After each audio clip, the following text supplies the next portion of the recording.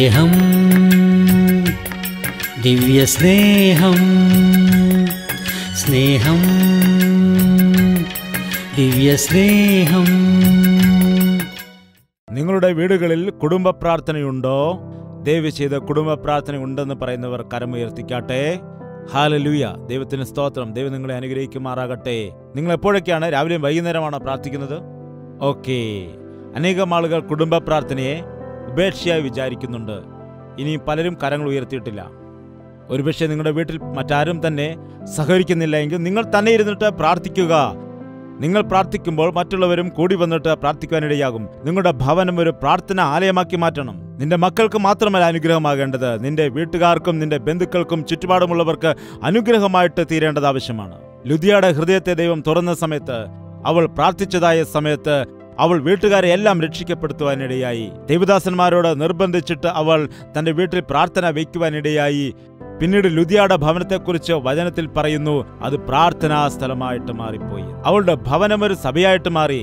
നിന്റെ ഭവനം ദൈവത്തിന്റെ ആലയമാക്കി മാറ്റുവാൻ കർത്താവ് ആഗ്രഹിക്കുന്നു. നിങ്ങളുടെ മക്കളെ ദൈവത്തിന്റെ ദൂതന്മാരെ പോലെ ഒരുക്കിയെടുക്കുവാൻ ദൈവം ആഗ്രഹിക്കുന്നു. അതുകൊണ്ട് മാതാവേ, പിതാവേ, നിങ്ങൾ പ്രാർത്ഥിക്കുക. ദിനംതോറും നിങ്ങൾ പ്രാർത്ഥിക്കുമ്പോൾ നിങ്ങളുടെ കൊച്ചു കുഞ്ഞുങ്ങളും നിങ്ങളോടൊപ്പം ചേർന്ന് പ്രാർത്ഥിക്കണം. നിങ്ങളുടെ മക്കളുടെ പേര് പറഞ്ഞ് ദൈവസന്നിധിയിൽ പ്രാർത്ഥിക്കണം.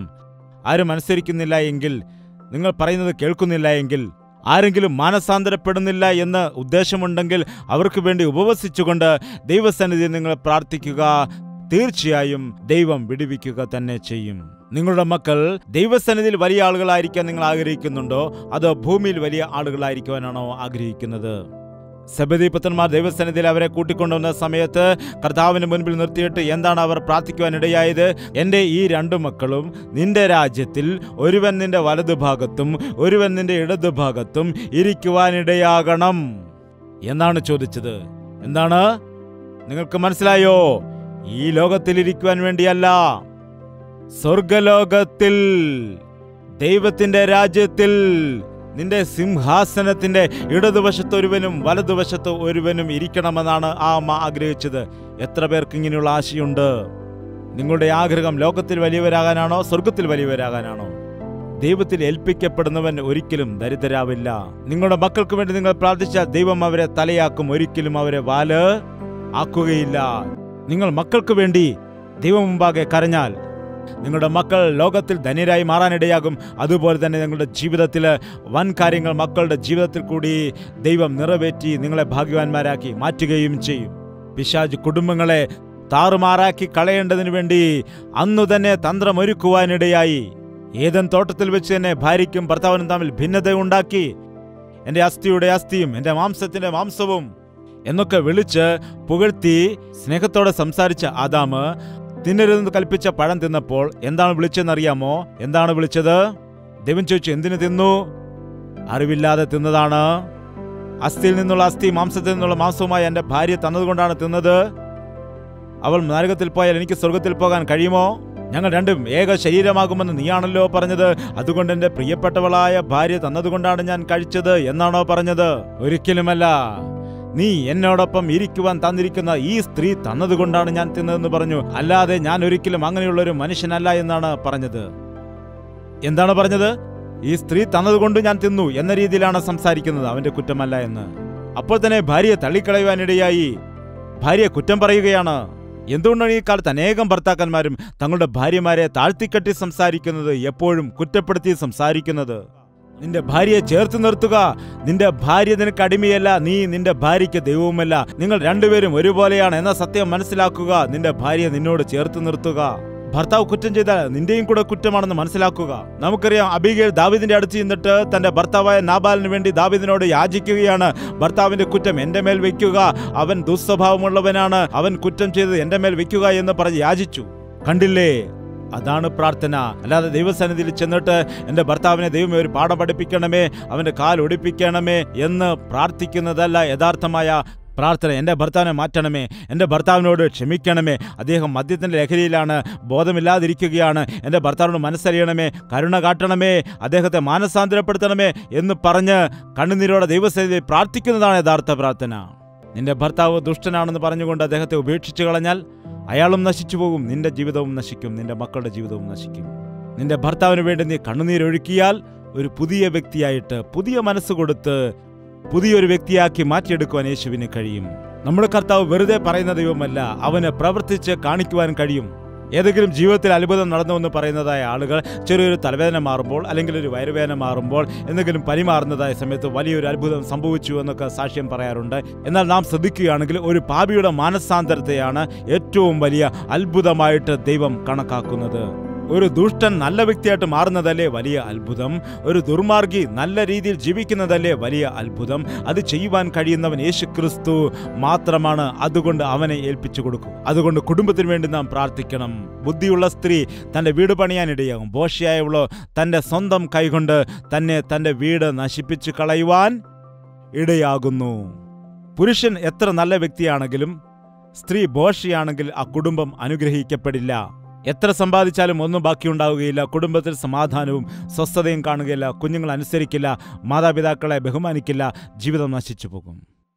എന്നാൽ ഞാൻ ശ്രദ്ധിച്ചത് എന്താണെന്ന് വെച്ചാൽ, ഒരുപക്ഷെ പുരുഷൻ നല്ല വഴി ജീവിക്കുന്നില്ല എങ്കിലും, പുരുഷൻ ഒരുപക്ഷെ നിഷ്പ്രയോജകൻ ആണെങ്കിലും, ഭാര്യ നല്ലവളാണ് എങ്കിൽ, സ്ത്രീ ആ ഭവനത്തിൽ വിശുദ്ധിയോടെ ജീവിക്കുന്ന സ്ത്രീയാണെങ്കിൽ ആ കുടുംബം അനുഗ്രഹിക്കപ്പെടും.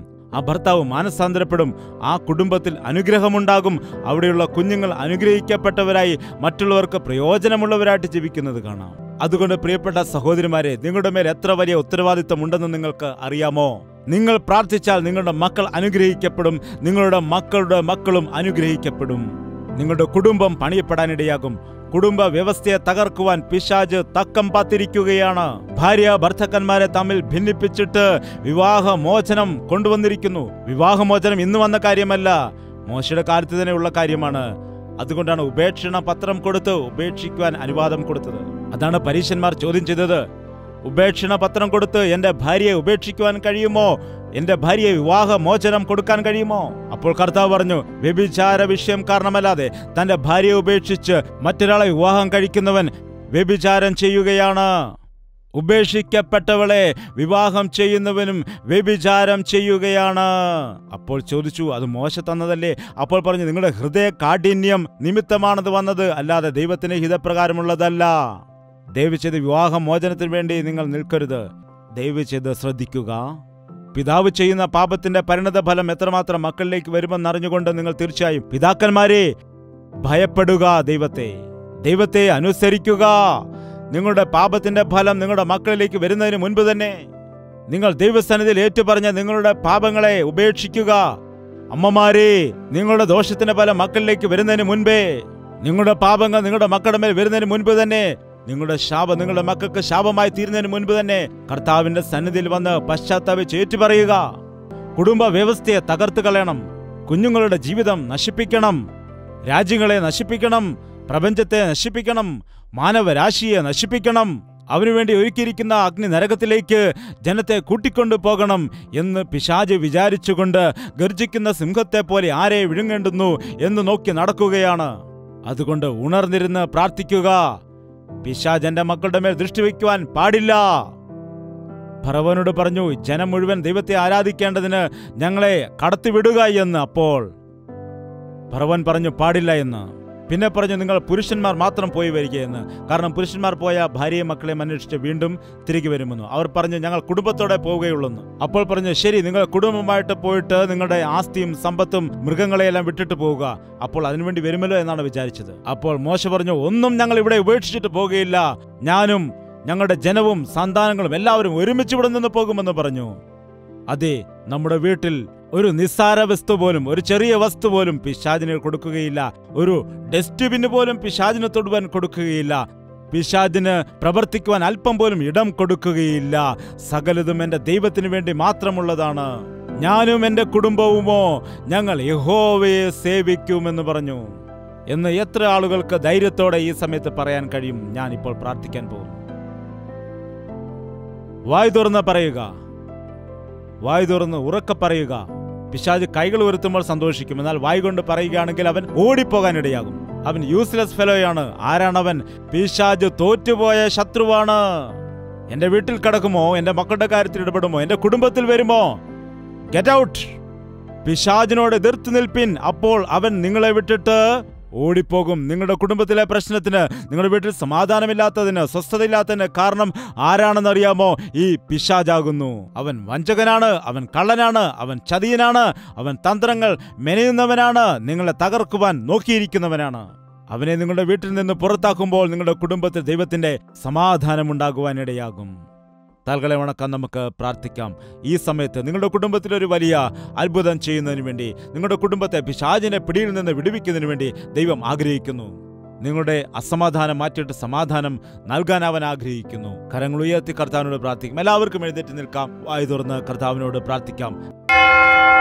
പ്രാർത്ഥന. പരിശുദ്ധനായ സ്നേഹമുള്ള പിതാവേ, ഒരിക്കൽ കൂടി ഞങ്ങളെ നീ ദർശിക്കണമേ. ഏത് പിതാവാണ് വേദനിക്കുന്നത്? ആരുടെ ഹൃദയത്തിലാണ് ദുഃഖമുള്ളത്, ഭാരം ഉള്ളത്? ജീവിതത്തിൽ പലവിധമായ പ്രതിസന്ധിയിൽ കൂടി കടന്നു പോകുന്ന എല്ലാവരുടെയും ജീവിതത്തിൽ വലിയ വിടുതൽ നൽകണമേ അപ്പാ. മദ്യപിക്കുന്ന ശീലമുള്ള പിതാക്കന്മാർ ഇവിടെ ഉണ്ടെങ്കിൽ നസ്രയനായ യേശുക്രിസ്തുവിന്റെ നാമത്തിൽ അവർക്ക് വിടുതൽ നൽകുമാറാകണമേ അപ്പാ.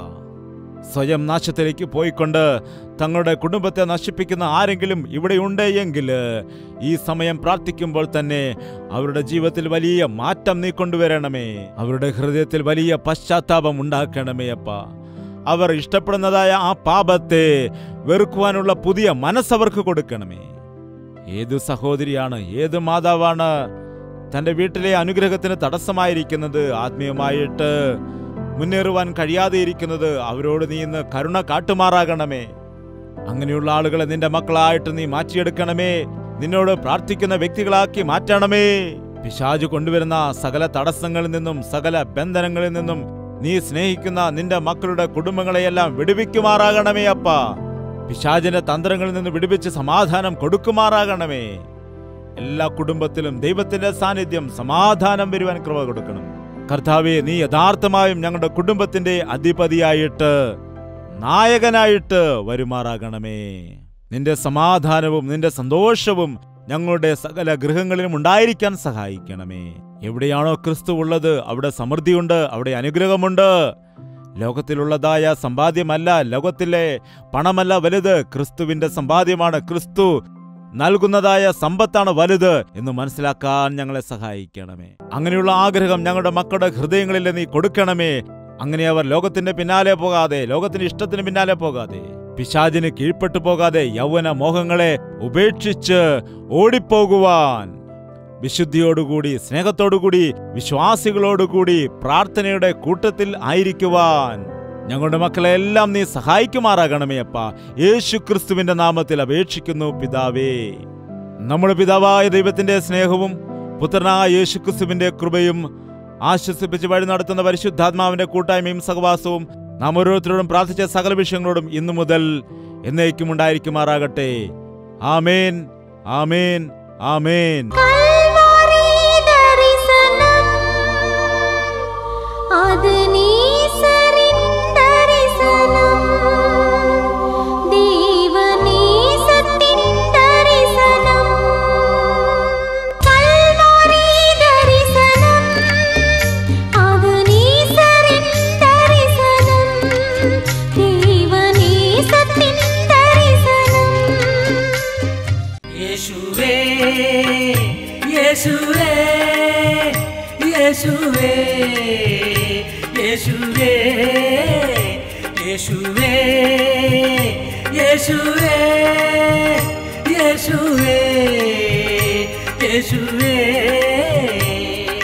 നിന്നെ നിന്നെ എന്നും ഞാൻ സേവിക്കും, നീ മാത്രം രാജാവെന്നും. നിന്നെ നിന്നെ എന്നും ഞാൻ സേവിക്കും, നീ മാത്രം രാജാവെന്നും.